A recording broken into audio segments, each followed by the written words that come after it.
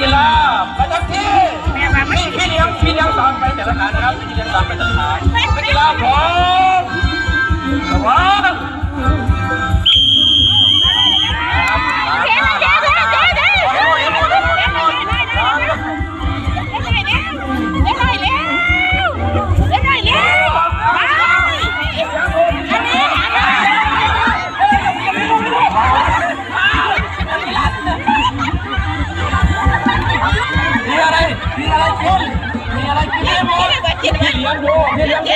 พี่รถแต่ละสีพ่อ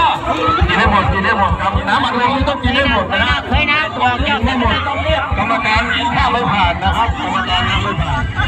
ต้องกินได้หมดขวดนะครับน้ำอัดลมผ่านไม่ได้ต้องให้หมดทุกทีมนะครับ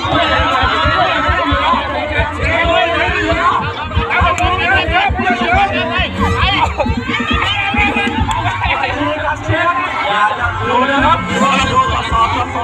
เราจะมีการเช็คแต่ละสีว่ากินหมดไหมสีแดงยังไม่พักกระดอกกระเดี่ยแท้สีน้ำเงินสี